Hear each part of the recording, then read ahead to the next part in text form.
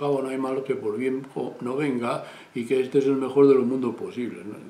Claro, Voltaire se irrita porque era con ocasión del terremoto que destruyó Lisboa. Entonces Voltaire plantea por qué Dios permite el mal en el mundo y todo esto, ¿no? Y considera que Leibniz es un cándido, es un optimista, un hombre que cree que el mundo siempre que va hacia lo mejor, y ignora o que no quiere ver las desgracias, el mal en el mundo y todo esto.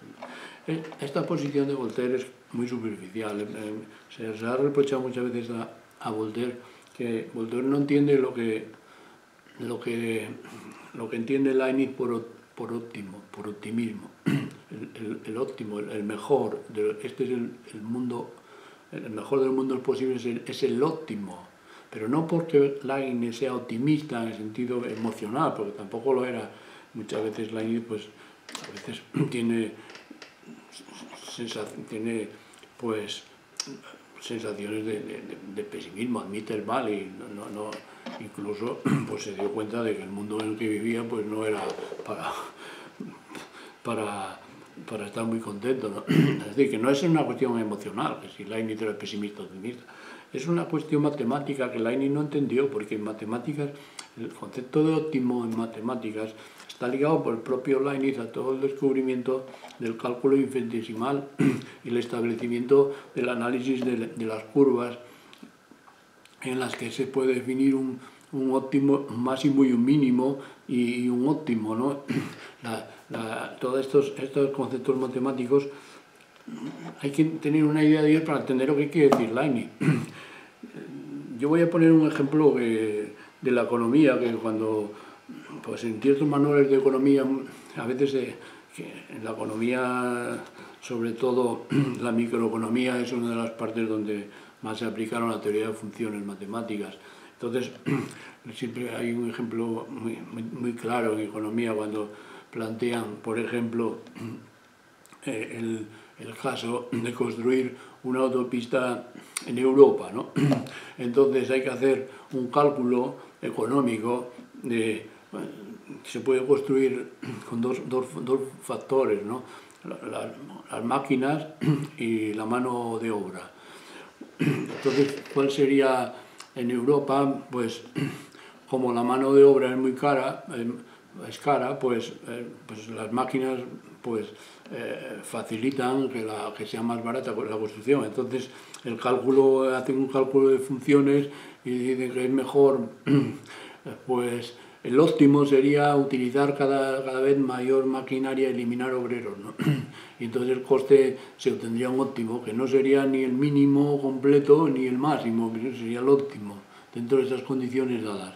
Esa autopista, dicen los economistas, si la quieres construir en África, pues la recomendación sería diferente, porque en África la mano de obra sería baratísima, las máquinas importarlas sería más caras. Entonces, ¿qué se hace? Pues una curva distinta en que el óptimo pues sería la utilización mayor de mano de obra y menor de máquinas. Entonces la curva sería distinta, se encontraría el óptimo. Es decir, que el óptimo aquí en términos funcionales matemáticos no es lo mejor, no es lo perfecto. Lo perfecto sería hacer una autopista sin obreros, todo como dicen ahora, por robots, máquinas. Pero claro, económicamente pues a lo mejor eso no es rentable. Entonces sería pues añadir una serie de obreros, encontrar una ecuación, no sería ni lo máximo ni lo mínimo, hacerlo solo con obreros y sin máquinas, sería pues el mínimo de máquinas, pero claro, lo que ellos buscan es el óptimo, lo mejor. Entonces es lo que llama Leibniz el principio de lo mejor. Él dice que Dios, como una especie de relojero, construye, en vez de una autopista, pues construye, un empresario relojero, construye el mundo. Pero el mundo, Dios puede imaginar todos los mundos posibles, porque es una mente infinita, pero entre todos los posibles tiene que escoger el óptimo. Lo óptimo tiene que ser los composibles. Lo que existe, no existe, los posibles no existen. Lo que existe en realidad es lo composible. Por ejemplo, Leibniz dice que las verdades matemáticas son posibles, pero no tienen existencia, como decía Descartes, no son reales. son artificiosas, son construcciones artificiosas, son posibles, pero lo que existe no es lo posible, es lo composible. Lo que es composible entre varias funciones que hay que cruzar para encontrar el óptimo. En ese sentido, es en el que dice Leibniz que este es el mejor de los mundos posibles, el mejor. Y por eso el mejor, lo mejor no es lo bueno, es lo óptimo. No es lo bueno, siempre hay algo de mal, tiene que haber una composibilidad de bien y mal para explicar el mundo. Y por eso Leibniz dice que el mal pues es necesario en el mundo porque es el mínimo mal composible con el bien. Y por eso Leibniz dice que este es el mejor de los mundos posibles, que incluiría, según Dios, el mínimo mal o lo que sea.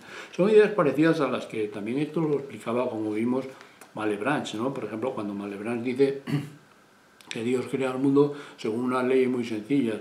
Entonces, si crea la meteorología, la crea con unas leyes muy sencillas, que son las leyes físicas, y entonces no puede, que son leyes generales, que no son leyes, vale, me daba esta explicación, no son leyes particulares. Entonces, un campesino puede decir que el mundo está mal construido porque se pierde mucha lluvia que cae en el mar y no cae en tierra, y que esto habría que, lo mejor sería que Dios hiciese que toda la lluvia cayese en tierra, pero claro, Malebranche dice que Dios actúa por principios generales, como cuando la producción en serie, que se rompen platos, pero es más óptima que la otra. Entonces aquí está, en Malebranche estaría incluida, prevista ya esta idea, que luego Leibniz formula con más claridad, ¿no? La idea de que hay un principio de lo mejor, y el principio de lo mejor sería el que explicaría por qué existe esta contingencia en el mundo, ¿no? Y por qué el mundo no es enteramente necesario todo, sino que existe algo contingente, y precisamente para el principio de lo mejor también implica, y aquí está un paso muy importante de Leibniz respecto a Descartes o a Spinoza, implica la finalidad. Hay una finalidad en la perfección del mundo. O sea, Dios tiene que calcular el óptimo en la creación del mundo. Entonces el cálculo se hace siempre con una finalidad, ¿no? Con la idea de seguir la idea de lo mejor, que resulte el mejor, el óptimo. Y esto implica la idea de finalidad. Por eso Leibniz viene a decir que no se puede descartar enteramente en la explicación del mundo las causas finales, como hacían Descartes, el proyecto mecanicista de Descartes o de Spinoza. Todo, la finalidad no tiene sentido para explicar el mundo, hay que ceñirse a causas eficientes, ¿no? La causalidad eficiente es la que explica el mundo, ¿no? Claro, Spinoza rechazaba con razón una finalidad externa, que es la finalidad, pues, que venía en la Biblia, de que si Dios hace todo con una finalidad, incluso cuando hay terremotos, pues hay alguna finalidad que no entendemos. Spinoza rechazaba esta concepción supersticiosa, pero Leibniz introduce aquí la idea de una finalidad que no sería propiamente externa, sino que sería interna. Este tipo, claro, Leibniz rechaza también, de alguna manera, la finalidad esta externa que todavía estaba en Aristóteles, el primer motor como causa final o algo así, ¿no? Leibniz introduce que hay una finalidad interna en la creación del mundo. Esta idea es la que después recuperará Kant en la crítica del juicio, ¿no? Cuando Kant hace una crítica al mecanicismo, la explicación mecanicista debe ser complementada con una explicación finalista. En la biología, por ejemplo, ¿no? En los seres orgánicos, Kant viene a decir que hay una finalidad interna, ¿no? Que no se puede prescindir de ella. Kant rechaza la finalidad externa, de que hay una finalidad externa puramente entendida como aparece en la Biblia, o que Dios crea los renos en el Polo Norte para que los hombres se puedan alimentar. Kant dice que esas explicaciones, claro, no se pueden rechazar, pero sí se puede buscar una finalidad como una idea regulativa, dice Kant, ¿no? para interpretar la naturaleza. Esto aparecería aquí ya en Leibniz, en el principio de lo mejor, ¿no? que complementa al principio de razón suficiente con la idea de que para interpretar la naturaleza hay que interpretarla según una finalidad que sería la que explica por qué en la naturaleza lo que hay es una composibilidad de los posibles, ¿no? De todos los mundos posibles solamente existe este. ¿Por qué lo eligió? Pues Leibniz dice que la razón es porque es el mejor, porque es el composible, ¿no? Y en ese sentido hay también esta idea de Leibniz que fue mal interpretada por Voltaire, porque Leibniz no está diciendo que no es el optimismo emocional, ¿no? Es un optimismo matemático que se está descubriendo en esa época las matemáticas y que explica en la idea de la construcción, por ejemplo, pues digamos, en el mundo económico, pues esto se está utilizando continuamente. Es decir, la idea de la creación de algo, de la fabricación de algo, está sujeta a estos principios. Y en este sentido, Leibniz, por eso se dice que reivindica la finalidad, ¿no? Leibniz conocía bastante bien a la escolástica aristotélica, mejor que Spinoza o incluso Descartes, que la estudió en el bachillerato, pero Descartes no llega a tener un conocimiento muy detallado de toda esta escolástica. Sin embargo, Leibniz parece ser que, por ejemplo, Descartes se dice que debió de leer las Disputaciones metafísicas de Suárez, pero realmente pues tampoco tenía un conocimiento muy detallado, porque no lo cita muchas veces, nada más que en alguna ocasión. Sin embargo, Leibniz parece ser que sí, que disfrutaba en la biblioteca de su padre leyendo las Disputaciones metafísicas de Suárez, que las conocía bastante bien. Es decir, que tenía un conocimiento de Aristóteles, del aristotelismo mayor que el que tenían estos otros filósofos anteriores a él. Y en ese sentido consigue darse cuenta de que, por ejemplo, hay aspectos de la realidad del mundo físico que no pueden ser explicados solamente de forma puramente mecánica, sino que implican una explicación finalística. Y concretamente todo el mundo orgánico y todo esto. Y esta idea además Leibniz la va a introducir en toda la realidad. Es decir, la idea de que vamos a ver de mónada, de Leibniz, como el átomo metafísico del que está compuesto todo el universo, implica una idea de finalidad. Es decir, que hay una reivindicación aquí de un finalismo, pero no sería un finalismo externo, como el de Aristóteles o el de la Biblia, ¿no? Sino que sería lo que llamamos hoy una finalidad interna, ¿no? Una finalidad que es una especie de programación interna que tienen todos los seres y que es necesaria para entender su funcionamiento. Bien, más principios en Leibniz, pues también Leibniz añade el principio de los indiscernibles, ¿no? El principio de que no hay dos hojas iguales en el jardín, ¿no? Porque si hubiese dos hojas que tuviesen las mismas cualidades, no serían dos hojas, serían la misma, ¿no? Entonces, esta idea de introducir el principio de lo individual, ¿no? De que solo existe lo único, todo lo que existe es único, está muy ligada a este pluralismo que después va a defender Leibniz, de que todo lo que existe en el mundo no hay nada igual, es una pluralidad. No hay dos hojas iguales en el jardín, siempre hay algo que las diferencia, porque si fuesen iguales serían la misma, ¿no? Y otro principio, el principio de la continuidad. Todo lo que hay en la naturaleza además está regido por la continuidad, la ley de la continuidad, ¿no? La naturaleza, dice Leibniz, no da saltos. Claro, Leibniz introduce la idea del continuo que él había introducido en el cálculo infinitesimal, ¿no? El cálculo infinitesimal pues se caracteriza por el continuo infinitesimal de cual una curva pues puede definirse infinitos puntos y pueden aproximarse las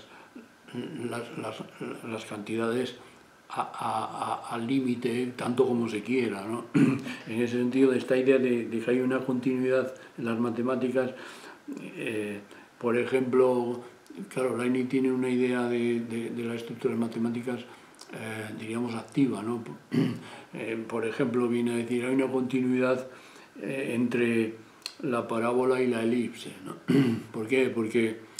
Porque una parábola de radio infinito en la que diríamos, una elipse en la que los focos se separen infinitamente se convierte en una parábola, ¿no? Es indistinguible de una parábola. Entonces hay una especie de continuidad y según vamos aumentando infinitamente la distancia, pues las curvas se van transformando unas en otras, ¿no? Que era un poco la teoría que venía de las curvas de Andrónico, de Andrónico, ¿no? Toda esta división, explicación diríamos, genética, de cómo se generan todas las curvas, la circunferencia, la elipse, la parábola, a partir de seccionar un cono por un plano, ¿no? Y variando el ángulo de inclinación van saliendo todas las curvas. Ya el cardenal Cusano ya había dicho, pues por ejemplo, que una recta es una circunferencia de radio infinito, es una recta, ¿no? Se transforma en una recta, hay una especie de continuidad. Esta continuidad que Leibniz descubre en las matemáticas la aplica a la naturaleza también. Por ejemplo, viene a decir el reposo y el movimiento, no hay nada en reposo en realidad, hay una continuidad. El reposo no existe, es un movimiento menor o es un movimiento casi que no se percibe, ¿no? Es un movimiento, es un caso particular de movimiento. Bueno, como decía Galileo, el reposo no es más que, no hay nada en reposo, dos cuerpos están en reposo cuando viajan a la misma velocidad por el espacio, con la misma aceleración, ¿no? Y en la misma dirección. Entonces pero no están en reposo, están en movimiento. Por eso Leibniz dice que el reposo propiamente no existe, que es una especie de menos movimiento. Hay que verlo en términos relativos, ¿no? El reposo es un movimiento que es distinto en relación a otro movimiento, pero no, habría una continuidad, ¿no? en este mundo de la física también. Por ejemplo, otro aspecto que sirve para aclarar con este principio es la relación entre lo inconsciente y lo consciente, que Leibniz ya empieza a decir, por ejemplo, frente a Descartes, que las percepciones que tenemos no son todas claras y distintas desde el punto de vista psicológico, que existen percepciones confusas y percepciones inconscientes. Es decir, cuando nosotros vemos una ola, percibimos la ola en el mar, pero la ola sabemos que está hecha de pequeñas gotas de agua que no percibimos, ¿no? Sin embargo, podemos tener cierto conocimiento de que hay también realidades inconscientes que actúan, ¿no? Aparece en Leibniz también el surgimiento del inconsciente, ¿no? La idea del inconsciente, que tendrá tanta importancia en la psicología y en la filosofía del siglo XIX, a partir de Schopenhauer, y en la psicología de Freud, la idea de que hay un mundo inconsciente que determina, que está en relación de continuidad con el mundo consciente. Esta idea aparece ya en Leibniz. Por ejemplo, uno de los filósofos que la retoma es Schelling, ¿no? Frente a Fichte, la idea de lo inconsciente, de una naturaleza frente al yo. El yo tiene un pasado natural que es inconsciente, en la naturaleza hay un espíritu dormido, y de Schelling. Esta es la idea de Leibniz que deriva de la aplicación de este principio, del principio de continuidad a la naturaleza, ¿no? En ese sentido están todos estos principios de Leibniz que constituyen lo que podríamos llamar su gnosiología, ¿no? Unos principios orientadores para entender el conocimiento del mundo, que ya vimos que sigue un método, el método lógico, pero que a la vez tiene que añadir estos principios para ajustar este método lógico, que en principio solo sirve para realidades meramente posibles, como las realidades lógicas matemáticas. Para explicar el mundo real tiene que ajustar esta explicación con otros principios que son estos principios del mundo, el principio de perfección o el principio de lo mejor, el principio de continuidad de los indiscernibles, ¿no? Y por eso en Leibniz hay también este intento de dar una explicación más precisa todavía que lo que había hecho Malebranche cuando trataba de explicar el mundo y trataba de explicar cómo Dios crea el mundo según leyes sencillas, leyes generales. Aquí en Leibniz se dan explicaciones que abundan más en estas distinciones, ¿no? Que permiten pues introducir una idea más compleja del mundo, que incluye una finalidad interna, que no es puramente mecanicismo, y esto todo va a culminar en Leibniz esto lo llevará a formular, diríamos hoy, una ontología, ¿no?, distinta a la cartesiana y a la de Spinoza o la de Malebranche, ¿no?, que será la ontología de la mónada, ¿no?, la idea de introducir el principio de las mónadas como un principio ontológico que permite dar una explicación nueva del mundo. Y este principio de la mónada pues presupone todos estos principios, como vamos a ver, estos principios que en principio que Leibniz introduce para explicar, por ejemplo, pues el conocimiento que tenemos del mundo, el conocimiento que tendría Dios, todas estas diferencias. Estos principios, como vamos a ver, son fundamentales para entender la obra más tardía de Leibniz, en la que parece que se condensa toda esta filosofía de una forma muy apretada en unas 50 páginas, que es la monadología, que es uno de los escritos más tardíos de Leibniz al final de su vida, ¿no? Porque claro, Leibniz tiene una época, se dice que hasta finales del siglo XVII prácticamente, hasta 1795, pues Leibniz está en contacto, aprendiendo, ¿no?, las matemáticas en París, el contacto con la filosofía de Descartes, hace una serie de ensayos, pero cuando empiezan a cristalizar las ideas de Leibniz en una filosofía propia, un sistema propio, acaba dándole una forma sistemática a todas estas ideas que va tomando de muchos campos enciclopédicos, ¿no?, de realmente toda la filosofía de Leibniz sí que se ve que no es gratuita, ¿no?, que surge de una sabiduría de estudio parcial y aportaciones a veces muy brillantes a campos científicos. Este estudio particular la acaba cristalizando en Leibniz en una idea general, ¿no?, una ontología general, y esto solo ocurre al final de su vida, a principios del siglo XVIII. Leibniz muere, creo que murió en 1816, ¿no? Pues poco antes de su muerte Leibniz escribe la monadología. También había escrito otro escrito fundamental que vamos a utilizar en las prácticas como texto, es el nuevo sistema de la naturaleza, ¿no?, donde empieza a introducir la idea de la armonía preestablecida y las mónadas. Pero es en la monadología, diríamos, el texto donde está concentrado la concepción, diríamos, estructural, ¿no?, sistemática de Leibniz, ontológica, de su filosofía. Lo que pasa es que está concentrado de tal manera que es un texto que debería ser desplegado en una obra mayor, que Leibniz nunca lo hizo, ¿no? Realmente quien desarrolla todo esto de una forma sistemática es Wolff, ¿no? Con el sistema de Wolff, pues toda la ontología de Wolff son varios libros.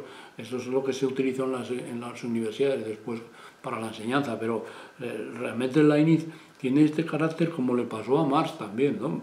Comparábamos a Marx Engels con Leibniz Wolff. Marx, cuando le pidieron que por favor que intentase resumir en un libro su concepción del materialismo histórico, pues no lo hizo. Lo que hizo fue, en un prólogo a la contribución a la economía política, el famoso prefacio, que es un prólogo, una carta realmente, un prólogo que resume, un prólogo en el que cuenta su experiencia, su biografía, pues hay medio folio en el que Marx resume la concepción materialista de la historia, ¿no? Es decir, porque luego El Capital, que se puede también ver como un resumen, fue escrito con en colaboración con el Capital, no, perdón, el Manifiesto Comunista fue escrito en colaboración con Engels. En Marx parece que era incapaz el hombre de exponer en un libro de una forma clara el materialismo histórico.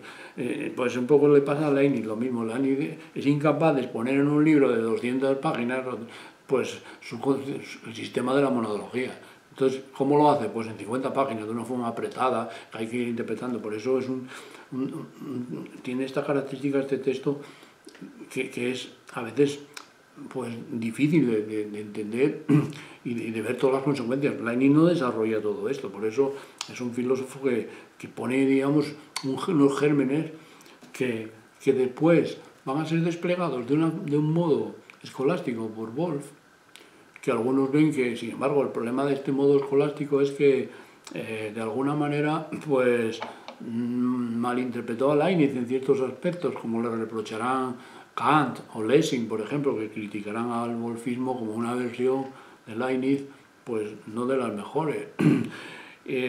También pasó con Marx. De hecho, muchos críticos de Marx después reprocharán a Engels el que haya desfigurado a Marx, añadiendo el materialismo dialéctico, que Marx no habló de él. Es decir, que aparecen también estas polémicas, esta semilla de Marx después veremos que tiene un desarrollo diferente. Lo mismo pasa con Leibniz. Leibniz plantea unas semillas de este sistema de la monadología, que vamos a poner en el próximo vídeo, pero que de estas semillas salen direcciones que son muy importantes en la filosofía alemana moderna, ¿no? Que realmente por eso Leibniz se ve como el padre de la modernidad filosófica en Alemania, ¿no? Que empezará a partir de él, pero que no será lineal, ¿no? Por ejemplo, Wolff seguirá una interpretación de Leibniz.